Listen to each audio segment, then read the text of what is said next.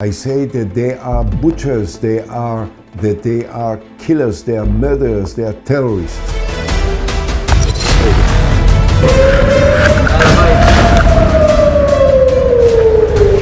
अब अगर एक भी गोली चलाई गई तो इसराइल समेत हर मुल्क के जहाज उड़ा के रख देंगे, बहेरा अहमर का पानी जहन्नम का कुआं बना देंगे। नाजरीन, ये खौफनाक धमकी दी है यमनी हूसियों ने।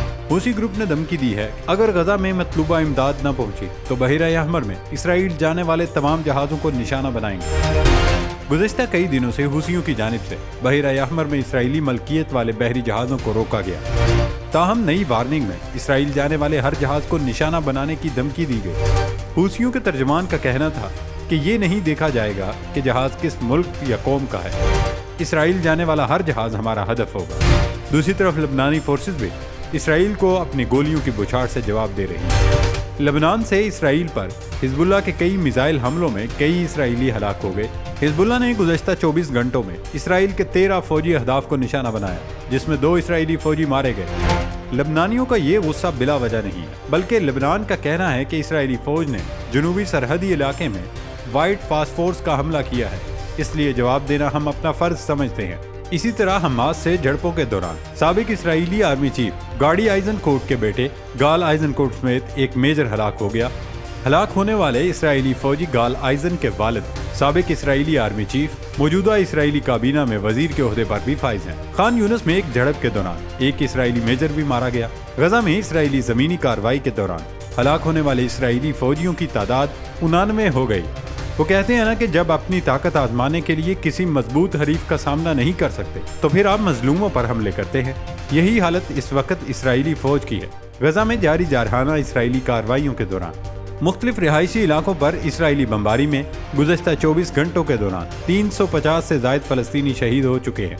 गुज़श्ता 2 माह के दौरान इसराइल के वहशियाना हमलों में शहीद फलस्तीनियों की तादाद 17,000 से तजावज़ कर चुकी है, जबकि शुहदा में निस्फ से ज़ायद तादाद बच्चों और ख़वातीन पर मुश्तमिल है। लेकिन इसराइली फ़ौज के खिलाफ फ़लस्तीनी मुज़ाहमती फोर्सेस की शदीद मज़म्मत भी जारी है।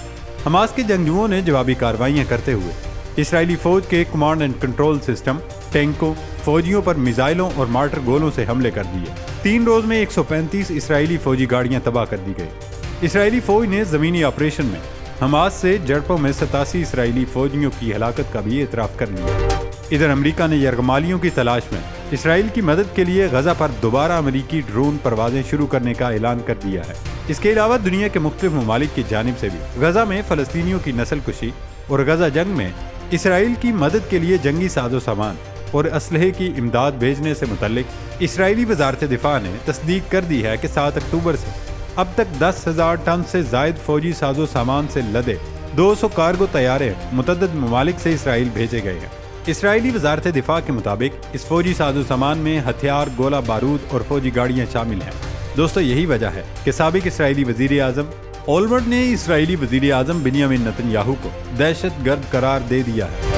ओलमर्ट ने इसराइल में सबके सामने इसराइली वजीर आज़म और हुकूमत में मौजूद उनके दोस्तों पर तनकीद की और कहा कि नेतन्याहू उनके हवारी इसराइल के दुश्मन हैं, कातिल हैं और दहशतगर्द हैं। ओलमर्ट ने 7 अक्टूबर के हमास के हमलों को इसराइली वजीर आज़म बिन्यामिन नेतन्याहू की नाकामी करार देते हुए कहा था कि इसराइली वजीर आज़म अपनी नाकामी छुपाने के लिए दूसरों को मोरद इल्ज़ाम ठहरा रहे हैं। ओलमर्ट की बातों में कहीं न कहीं सच्चाई भी झलक रही है, क्योंकि इसराइल ने 7 अक्टूबर से अब तक गजा पर 10,000 से ज़ायद हमले किए, जिसमें 17,700 से ज़ायद फ़लस्तीनी शहीद और 43,000 से ज़ायद ज़ख्मी हो चुके हैं, जबकि गजा की तकरीबन 60% इमारतें तबाह हो चुकी हैं और गजाई किल्लत, अद्वियात की कमी और सर्द मौसम के बायस गजा में वबाई अमराज भी फूटने का खदशा है।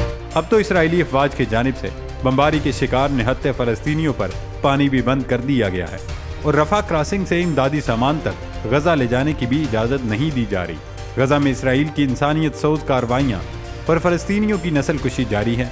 अक़वाम मुत्तहिदा के आलमी इदारे खुराक की डिप्टी डायरेक्टर कार्ल स्काउ ने कहा कि गजा पट्टी में ज़रूरी सामान का सिर्फ एक हिस्सा ही दाखिल हो पा रहा है, जिसकी वजह से 10 में से 9 लोगों को रोज़ाना का खाना भी मुयस्सर नहीं। जंग की वजह से वहाँ की आधी आबादी फाका कशी का शिकार है। रसद और सामान की तरसील करीबन नामुमकिन है। दोस्तों, अमेरिका ने इसराइल को हथियारों की फराहमी के लिए कांग्रेस को भी नज़रअंदाज कर दिया और हंगामी इख्तियारात इस्तेमाल करते हुए इसराइल को 14,000 टैंक के गोले, فوری مہیا کرنا شروع کر دیے۔ الجزیرہ کی رپورٹ کے مطابق امریکہ نے ہنگامی بنیادوں پر اسرائیل کو ہتھیار بیچنے کے لیے کانگریس کے اعتراضات بھی نہ سنی۔ اس سے قبل جب بھی امریکہ کسی بھی ملک کو ہتھیار بیچتا تو کانگریس کے جائزے کو یقینی بنایا جاتا تھا۔ سوال یہ پیدا ہوتا ہے کہ ان ٹینکوں اور گولے بارود کا کیا کیا جاتا ہے؟ الجزیرہ کی رپورٹ کے مطابق 2 اسرائیلی ٹینکوں کے گولوں نے رائٹرز کے ویڈیو جرنلسٹ عصام عبداللہ کو شہید اور 6 دیگر نامہ نگاروں کو زخمی کیا ہے۔ رائٹرز نے تحقیقات کے بعد اس ہفتے ہی اپنے اس نقصان کا انکشاف کیا۔ اسرائیلی ٹینکوں نے شمالی غزہ کے جبالہ میں آلودہ اسپتال کو گھیرے میں لے رکھا ہے، جہاں WHO کا کہنا ہے کہ مبینہ طور پر 2 صحت کارکنوں کو گولی مار کر شہید کر دیا۔ اسرائیلی ظلم کی واضح مثال غزہ میں شدید بمباری کے علاوہ فلسطینی شہریوں کے ساتھ اسرائیلی فوج کے بدترین سلوک سے بھی ملتی ہے۔ اس حوالے سے کچھ ویڈیوز اور تصاویر بھی سوشل میڈیا پر وائرل ہو رہی ہیں۔ وائرل تصاویر اور ویڈیوز میں دیکھا جا سکتا ہے کہ زیر حراست درجنوں فلسطینیوں کو شدید سردی میں کپڑے اتار کر کھلے مقامات پر بٹھایا گیا۔ زیر حراست افراد میں بزرگ اور نوجوانوں کے علاوہ بچے بھی شامل ہیں۔ حراست میں لیے گئے فلسطینیوں کا تعلق غزہ کے مختلف علاقوں سے ہے۔ ویڈیو میں درجنوں افراد کی سڑک کنارے قطار بنائی گئی، بظاہر ان کے جوتے اتروائے گئے جنہیں سڑک پر پھینک دیا گیا۔ اسرائیلی فوجی اور ان کے بختر بند گاڑیاں ان کے گرد موجود ہیں۔ اسرائیلی ذرائع ان افراد کو حماس کے جنگجو کہہ رہے ہیں، جنہوں نے مبینہ طور پر ہتھیار ڈال دیے ہیں، لیکن اس میں حقیقت کم ہی ہے۔ ناظرین، یہاں آپ کو یہ بھی بتاتے چلے اسرائیلی فوج ان لوگوں کو ننگا کیوں کر رہی ہے، انہیں کیسے زبردستی اپنی فوج میں شامل کیا جاتا ہے۔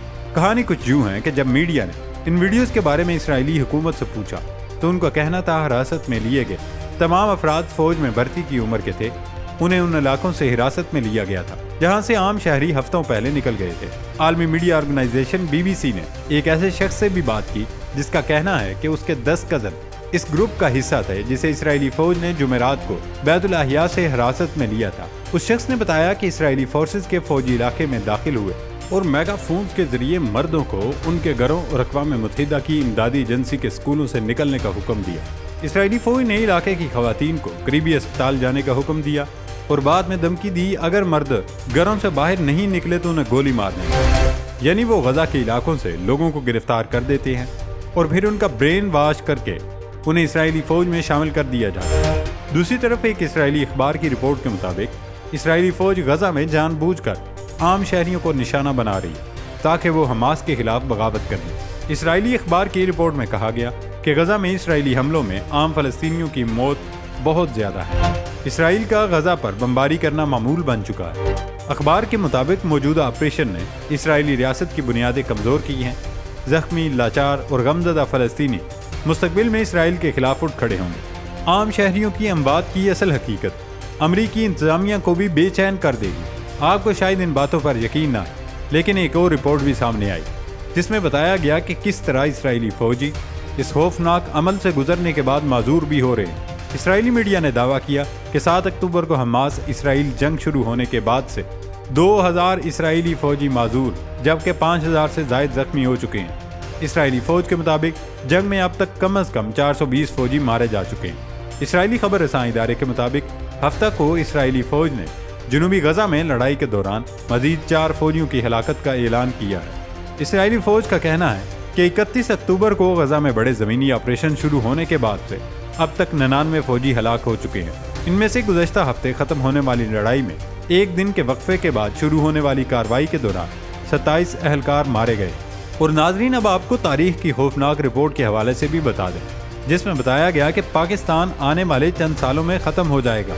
دوستو، امریکہ میں قائم تھنک ٹینک اٹلانٹک کونسل نے اگلے 10 سالوں میں دنیا میں ممکنہ طور پر رونما ہونے والی تبدیلیوں کا اندازہ پیش کیا ہے، جس میں کئی بڑے عالمی واقعات کی پیشین گوئی کی گئی۔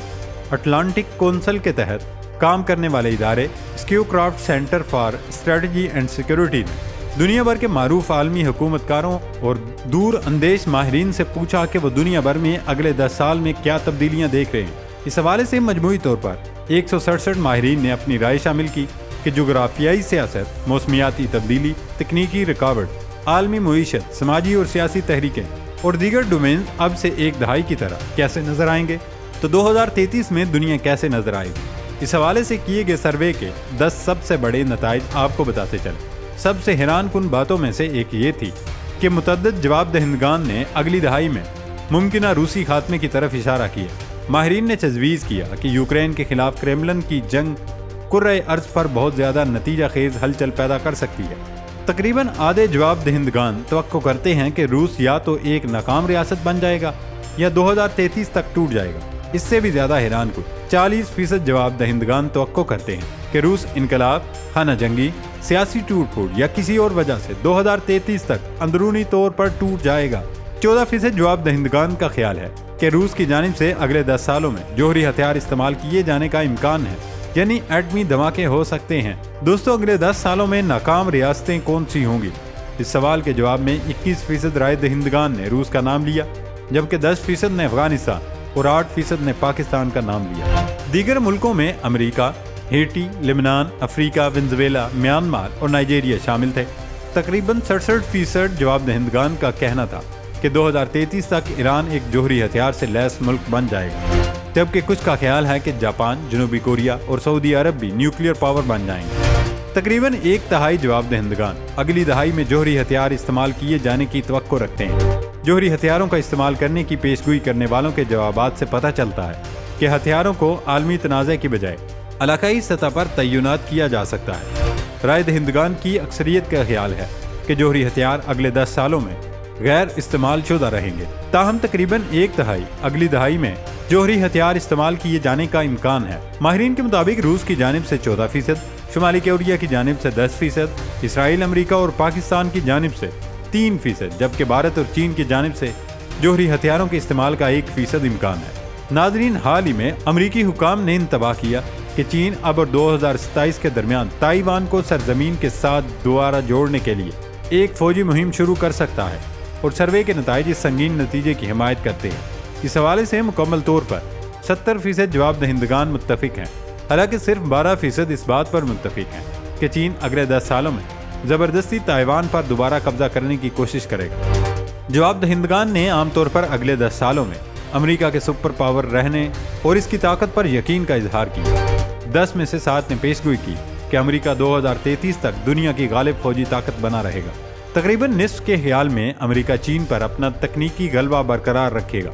बाकी तमाम में से सिर्फ 3 को यकीन है कि अमेरिका सफारतकारी में दुनिया का गालिब खिलाड़ी होगा, और 10 में से सिर्फ 3 से ज़्यादा का ख्याल है कि वो दुनिया के गालिब इक्तसादी ताकत होगा। माहिरीन के मुताबिक मैस कम्युनिकेशन और नई टेक्नोलॉजीज़ के रुझानात भी जमहूरियतों के लिए मुमकिन खतरा पेश करते हैं। उनके मुताबिक सोशल मीडिया 2033 तक जमहूरियतों के लिए खालिस मनफी साबित होगा। 18% का कहना है अगले 10 सालों में सोशल मीडिया इतना तरक्की कर चुका होगा कि सवाल का जवाब देना नामुमकिन हो जाएगा। ये महज अंदाजे हैं, लेकिन गुज़श्ता दहाई में भी इसी तरह के अंदाजे पेश किए गए थे जो सच साबित हुए। अब देखना ये है कि ये पेशगोइयाँ और अंदाजे किस हद तक सच साबित होते हैं।